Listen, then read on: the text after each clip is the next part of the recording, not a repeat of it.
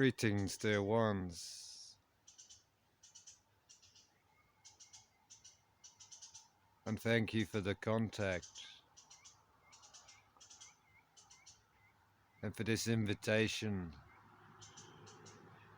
to take the next step on our journey together in this special place at this special time.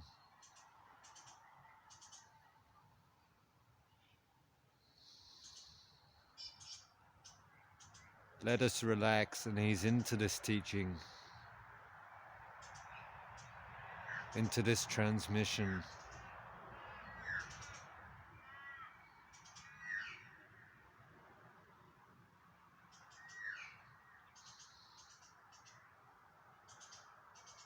Drop into the heart.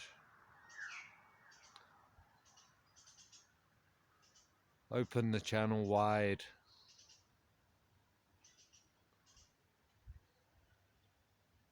And reach for the highest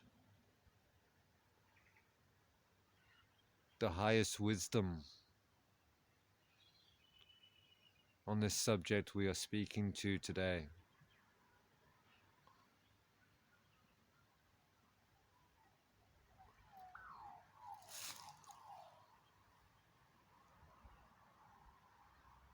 May there be clarity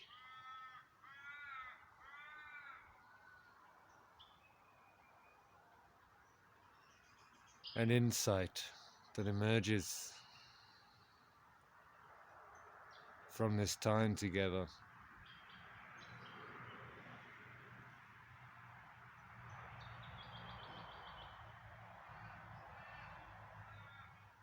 Now, last time we introduced the first pillar from the acronym of Lemuria, the pillar of love.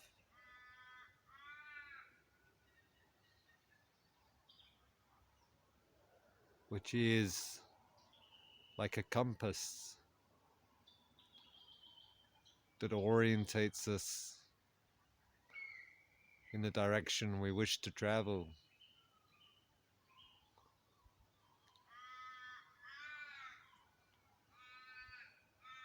It orientates us back towards home, the core.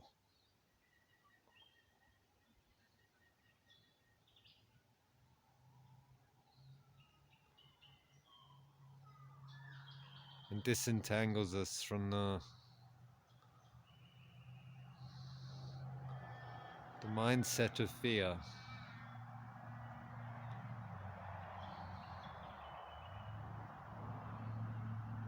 And all the confusing energies that emanate from that vibration. Love served to pierce through the veil.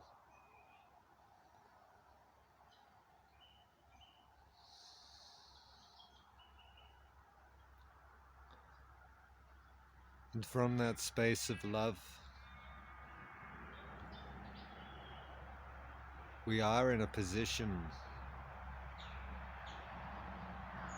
to cultivate the second pillar, which we have called empathy.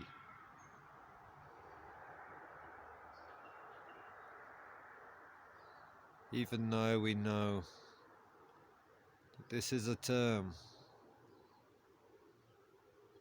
that has often been misunderstood.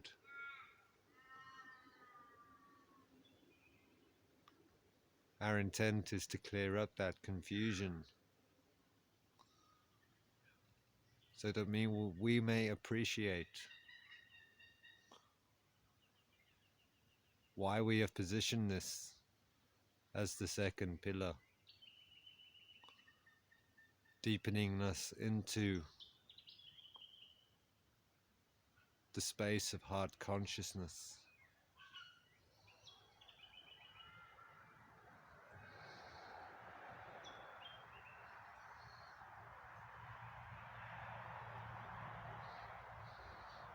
So let us begin by recognizing what empathy is not.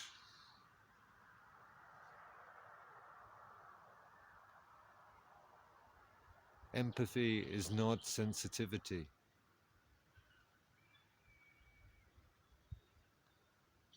To be sensitive often is an energy that emerges out of the vibration of fear. And the spectrum of duality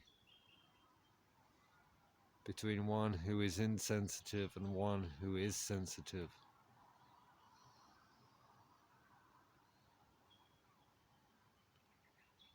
And that is all to do with the psychology of boundaries.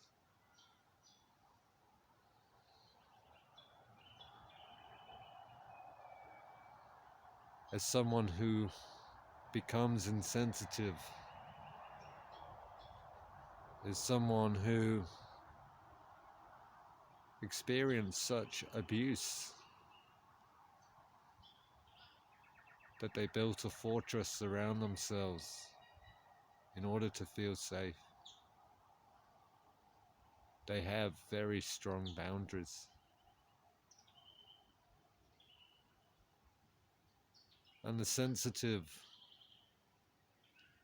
are the opposite. They are the ones who either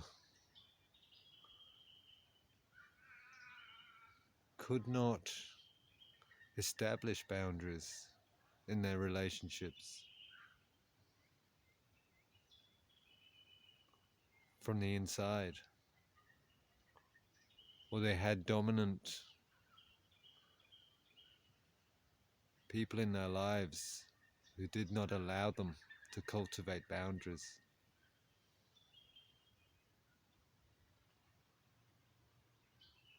To be someone who is sensitive is someone who does feel the whole.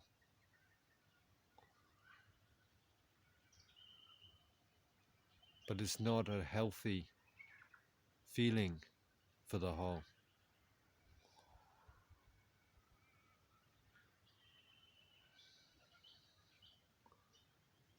And is not a wise and highest vibration of empathy. We often think that the insensitive are somehow less than the sensitive on the spiritual path.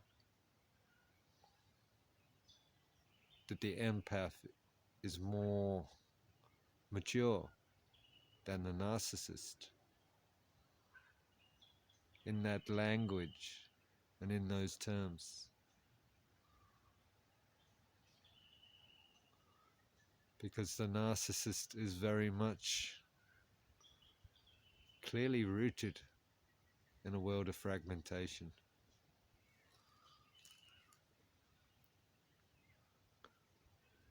And the sensitive is absorbed into the realm of the whole.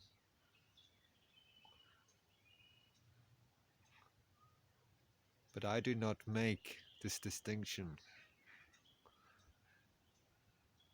that one is better than the other. For they are both merely ends of a spectrum that we must transcend if we are truly to cultivate an empathic relationship with the whole.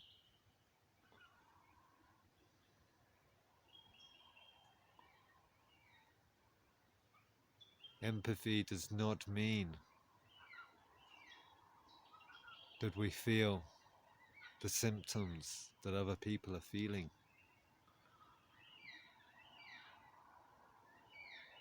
That we do not pick up and feel whatever is in the environment and on the astral planes.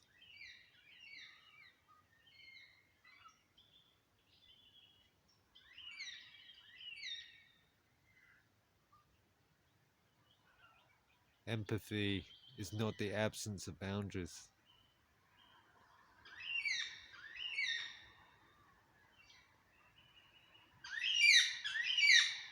Instead, to be empathic is to feel as God feels, perceive as God perceives,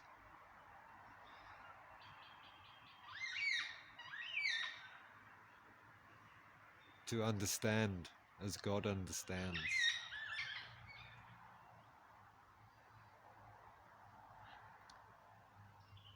For when we move into relationship with the whole,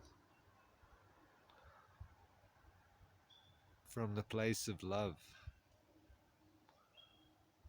we begin to fathom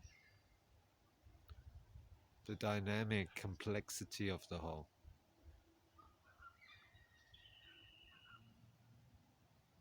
And we understand how easy it is for the human being to become entangled, to misjudge, to misunderstand as it moves through the whole.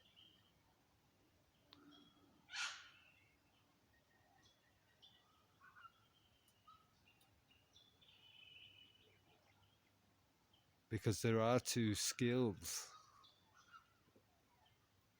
that the human being must cultivate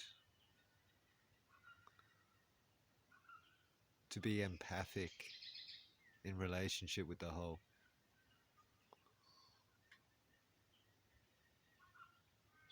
The skill of listening and the skill of humility.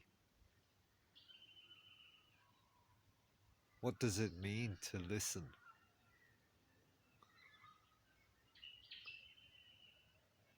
Listening is very different to sensitivity.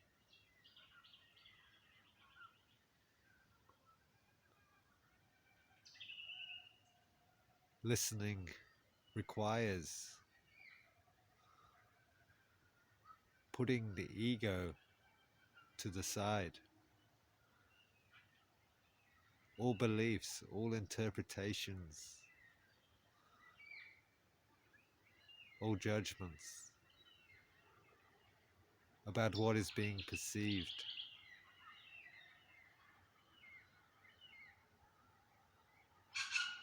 To listen, you enter a relationship and a space, and you ask with curiosity,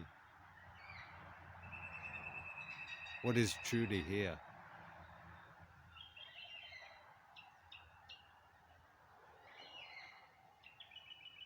There's an openness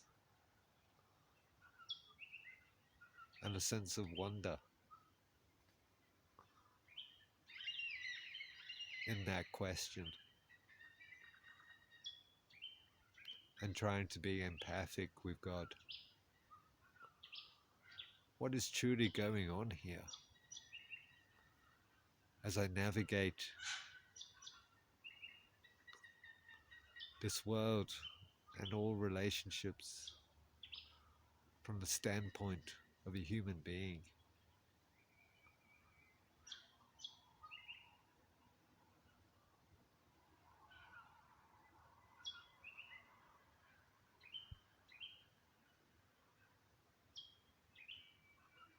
Because often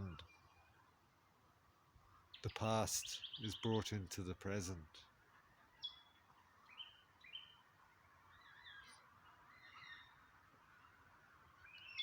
Which inhibits our quality of listening.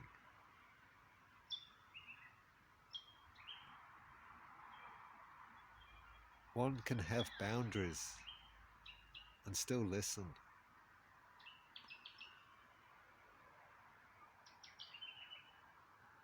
In fact, one must be centered and rooted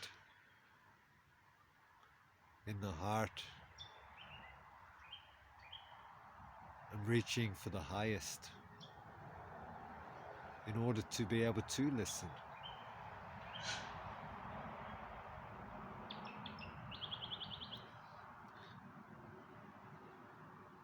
If one is off balance, absorbed in the suffering,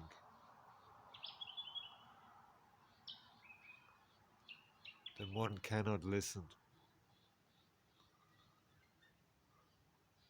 There has to be this detachment to it.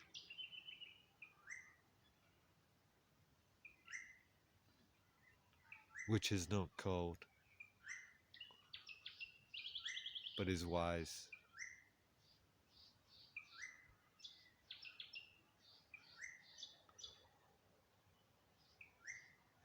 And empathy is the second pillar after love. Because as we orientate ourselves into love,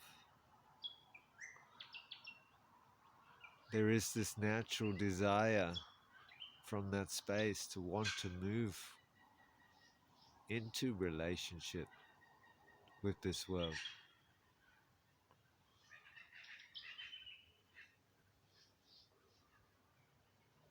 To cultivate compassion.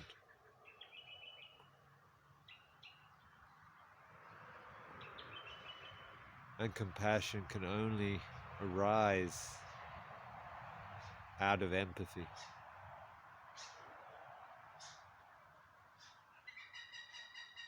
And compassion can only be skillful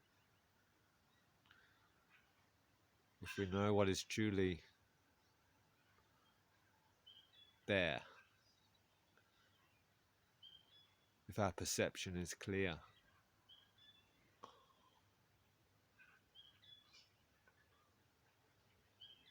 Which is very difficult for a human being to cultivate. Often, our efforts at a compassionate response are somewhat misjudged, as well intentioned as they may be.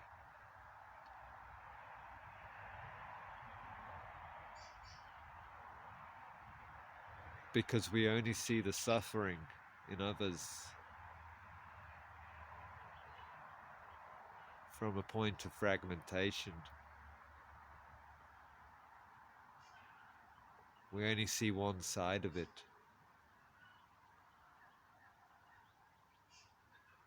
And we do not really see what is at the core of that suffering and what can be done to alleviate it.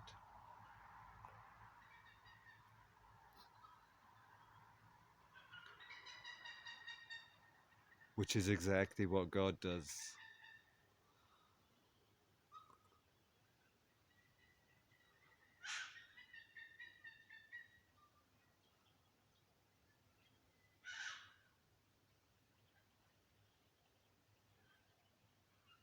And that requires a level of mastery, a level of maturity,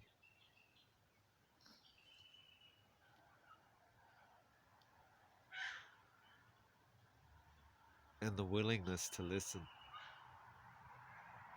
is so crucial in that.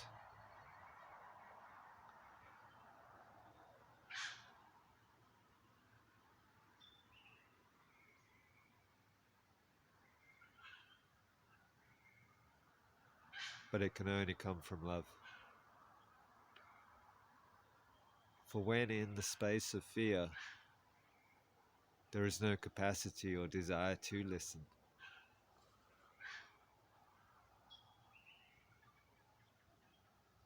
We are more reactive than responsive to the suffering we perceive.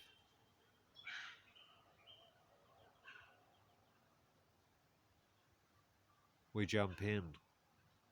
We interfere.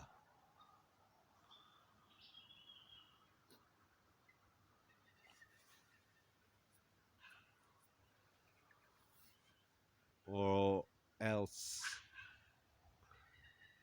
we may take no action, which is the other end of the spectrum, because we are so self-absorbed.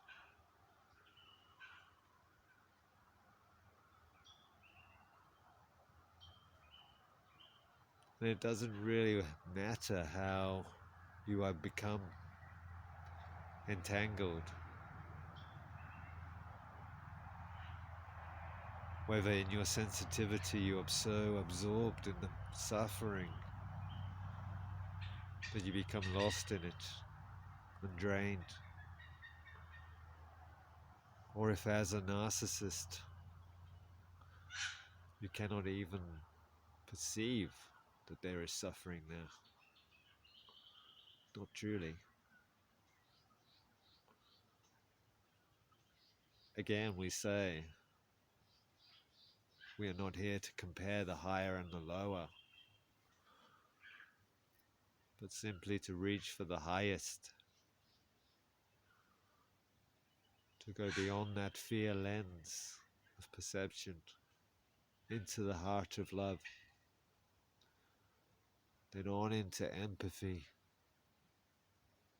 and then on into compassionate response.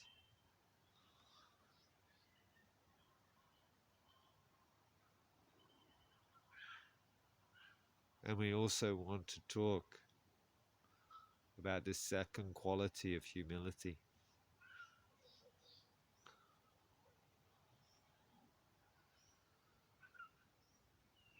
If one enters a space and thinks that I know what is here, from a place of arrogance, almost, a sense of confidence that is misplaced,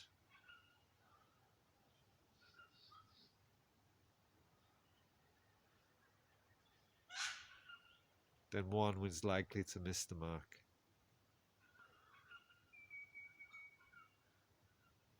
It is wise to always enter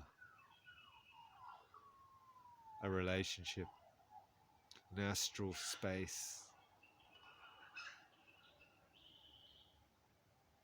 with that humble perception of,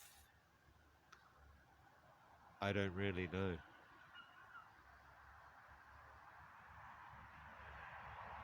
Because that is wise, as it respects the complexity and dynamic nature of existence,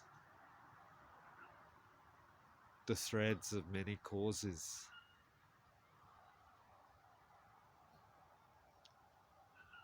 the web of creation.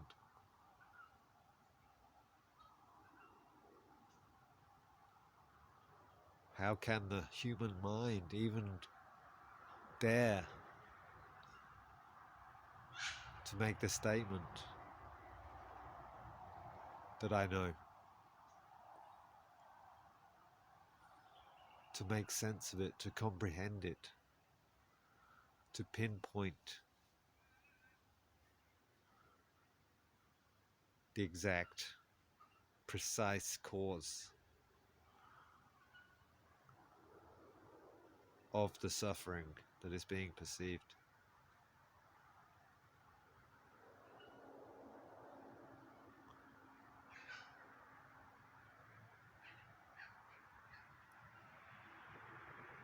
To be helpful requires humility.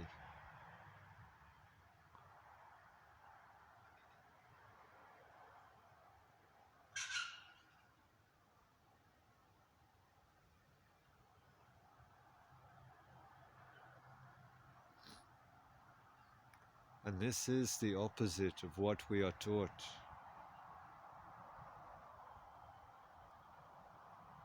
Humility and listening are not truly valued and understood.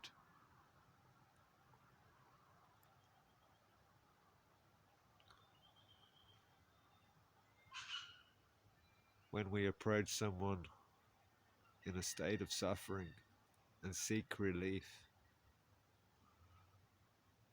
we often yearn that the ego provide us with answers, with confidence and surety.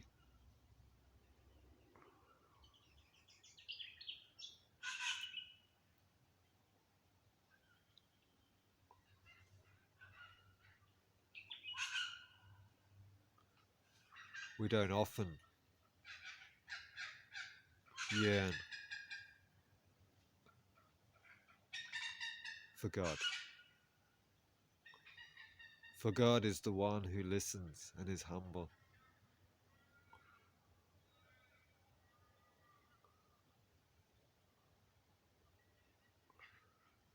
Which is why we keep God at arm's length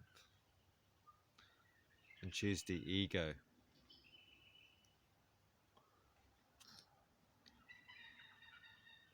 We choose to seek help from those who are a little more noisy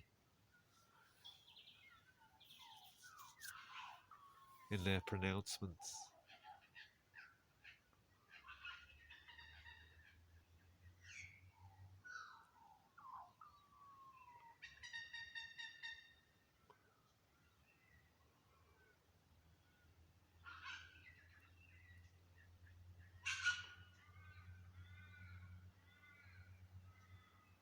But that is not what we talk of. That is not what we encourage. On this pathway that we are walking down,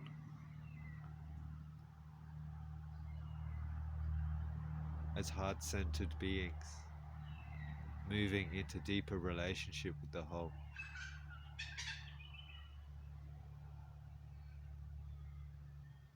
We must be willing to walk away from that world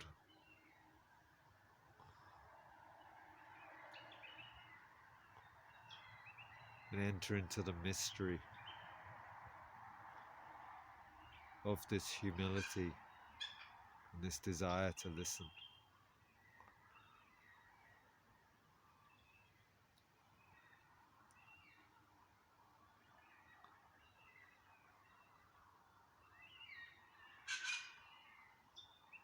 What is truly here? What am I perceiving? How does God perceive this?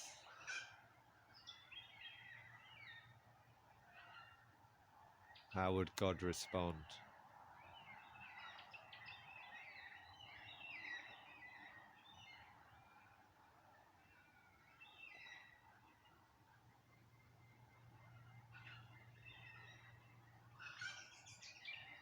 And those are the questions that help us move more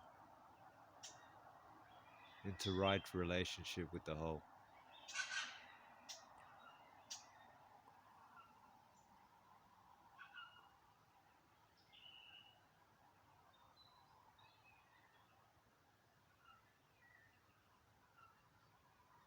And to stretch the human potential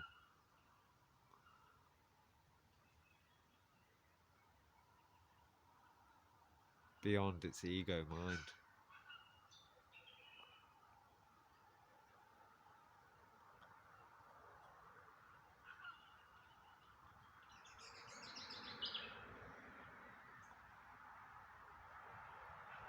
Thank you for the contact today.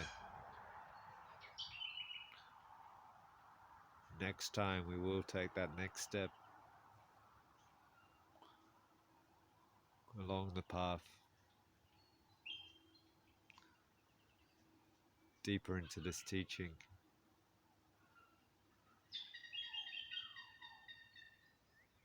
and cultivating the highest potential within the human experience. Until then, blessed be.